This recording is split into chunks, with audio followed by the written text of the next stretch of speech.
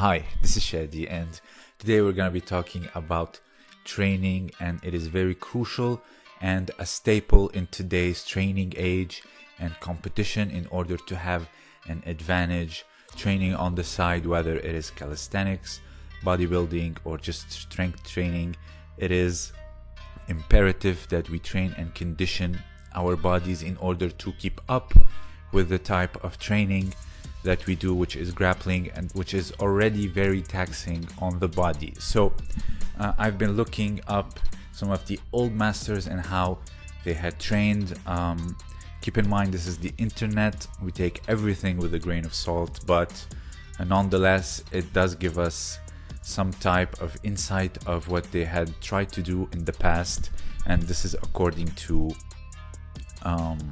witnesses or people that had trained with them, specifically Kimura in this video. So we're gonna discuss his training routine that I found on BJJEE magazine, which, by the way, they credited my Mongolian judo video, and I'm very appreciative of that. So today we're gonna take a look at Masahiko Kimura, arguably the biggest legend in judo history, and see his training routine and what type of training he had gone under his instructor Tatsukuma Yoshijima, which I did a video on several months back, and also I did video on Masahiko Kimura's life altogether. But today specifically we're gonna see the training that he had done on the side, not just his judo training and the drills. And the routine that he had gone on or followed was Getting Swole as a Grappler by Gordon Ryan. How Gordon Ryan went from 160 to 232 in 18 months. Now, obviously, I was joking, but regardless, this is the training routine that I found on BJJEE. It says 1,000 push-ups, bunny hops or like squat jumps forward for 1 kilometer, headstands, 3 sets of 3 minutes against a wall, judo practice, 100 nagekomi, 1 arm barbell snatch or lift press, kind of like what you do with the kettlebell. He would do 15 reps on each side for 3 sets of 3 or 2 and 1 rep, which is not bad and completely logical. 200 sit-ups off a partner's back or decline sit-ups, also very logical. 200 squats with a barbell with 200 pounds seems a bit far-fetched in my opinion. You have your judo practice, 100 drills of submissions, also very plausible. You have also 100 shuto or 500 shuto, which is like a karate drill if I'm not mistaken. You have 100 practice or 100 repetition of entries in judo like uchikomi, and you have also an unlimited amount of sparring, 3 minutes each round with a different partner. You have also the uchimata against a tree, and also the osotogari that we talked about, drilling it on a tree as well, and also an additional practice for 1 hour. Now, it says that he used to do this for 6 days a week. Is it plausible? Maybe. There is, however, some exercises that can clearly be overdone, and overtraining is a real thing, and recovery is tough, especially if you're training in grappling, which is going to hinder a lot your recovery and also your progress in the dojo, not just in the gym. And that is, you know, the squats, 200 squats, that's almost 100 kilograms. He would do that for 200 reps, which is a bit far-fetched in my opinion. You also have the bunny hop for 1 kilometer, which will also really fry your quads. So maybe you can do this for once a week, and then later on you play with the intensity of your workout. That's also a thing we do, like for example the DUP method, the daily undulating periodization, where you, whatever training you achieve or you try to do, each time you go for a different reps and sets. So here's the thing, drilling for judo, for example, explosive entries or explosive throws, you can do that every single day. This is cardio, and also you are giving the habit or the muscle memory for your body in order to throw, and it's gonna be effortless during combat, and that's fine. But I'm talking about the stuff that can tear down the muscles and also really affect the joints, and that's heavy lifting. Heavy lifting is a big thing, and you need to know your ranges and 1 rep maxes. I have done it all ever since 2014.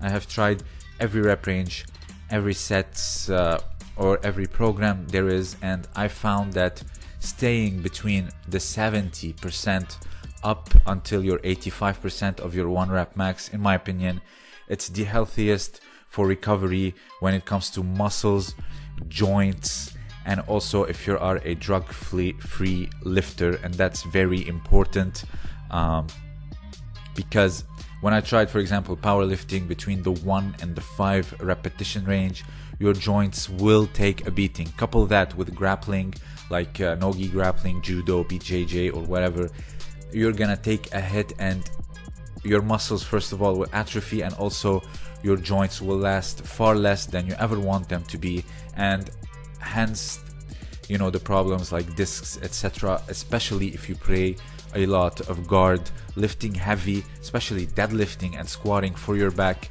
I would say stay in the range of 6 to 10 repetitions. Now, if you go and search something like heavy duty training by Mike Menzer, he would train in the following method, and I have found it to be the best, at least for me. I know each and every one of you has his own method, his or her method that works for them, but to me it's above the 70% of your 1 rep max. You stay in the range of 6 to 8 reps. He would do 1 to 2 warm-up set and just 1 activation set. Say bench press, you do 6 to 8 reps and it's till failure. Till failure, you go 1 set and you go all out. You couple it with, say, machine flies or something. Say we're doing chest. It's gonna be more than enough for your chest. And, you know, you can just write your own workout, see the exercises that work for you. But it's mainly, each exercise is you do warm-up set and then you follow it with 1 activation set. 6 to 8 reps, above the 70% range, but below the 90% of your 1 rep max, which will, first of all, preserve your joints. It's not as taxing on your joints as doing, say, like a powerlifting program. And also 1 set, it's easy to recover from 1 set, and you're gonna constantly add a little bit of weight, doing progressive overload in order to gain strength and muscle, but at the same time preserving your joints. But you cannot do that in the powerlifting range of 1 to 5 reps, and also staying more than an hour and a half, because you have to rest between sets 2 and 3 minutes. With the heavy duty training, you can finish your workout, and I'm not even joking, in 30 minutes. This is including stretching at the end. Each muscle only needs like 1 or 2 exercises, and that's it. You can do, say, 2 full body workouts a week, or push-pull legs 3 times a week, and it's gonna be very easy to recover from. You're not gonna be sore the next day. Being sore is not a good thing. A lot of people think that you did the damage, which is good, and I am very well against that. After 6 years of being in the gym, I found out that being sore is never a good thing. Even Firas Zahabi, the head MMA coach, he talks about never being sore, because you also have to grapple, you have to wrestle, you have to, you know, keep your joints healthy, etc. You need to recover from all of this. You know, even if you don't lift and you roll and very hard, you wake up the next day, you can't even walk. So imagine if you put the stress of lifting heavy on top of it. He says just do between the 70 and 90% range of your 1 rep max, if I'm not mistaken, and 1 set, and go to failure all out. Another thing you can do if you don't want to lift heavy at the gym, you can always do calisthenics. Calisthenics is also very good for your strength, your core stability. You can progressively make the exercises harder. For example, the chin-up, it can become like a 1-arm chin-up with multiple variations. The push-ups can be feet elevated push-ups until you can do it with 1 arm for 3 reps. every exercise can be evolved, even in bodyweight exercises, and it will keep your joints very, very healthy, which is something you need in order to have a lengthy grappling career, not just in competition, but you basically want to train until very old age. This is the goal, this is the ideal. So in short, you can never know if it's 100% or not what it's written on the internet, especially the Kimura training routine.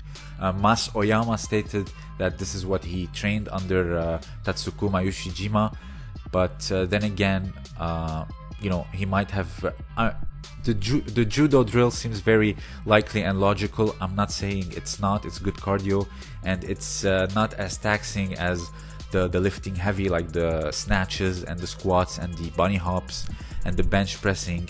You need to take a break for them so these muscles can recover, especially if you're drug free. Masahiko Kimura, there's no need to say that he took steroids, because back in his era, even before the 1950s, only the soldiers in the World War were taking something, and when they came like a bit mainstream, it was already in the 60s. So by then Kimura was already done with his competitive career as a judoka and as a professional wrestler almost. He was already on his way out, so I don't believe that he ever took anything, excuse me, but other than that, he needs to recover. Overtraining is a real phenomenon. I don't care how savage you are or if you can beat Elio Gracie, etc. Overtraining is still a thing, and he probably did this once a week, and on the other days, he lifted a bit lighter or something like that. But in my opinion, in my experience, the two things you can do as a grappler, because you already have such a big priority on the mats, you can do the heavy duty training by Mike Menzer, where you do just one activation set and you go all out and you don't feel sore the next day, and you can recover very well, and it keeps your joints healthy. And the other thing you can do is calisthenics, bodyweight training. That will also increase your strength, your core strength, and also it will keep you healthy and relatively risk-free from injuries. So what kind of training program do you do? I tried it all, but this is what works for me: the heavy duty training with a little bit of body weight here and there. What does work for you? Let me know down below, and if you have another opinion, also share it down below. This was Shadi, and thank you for listening.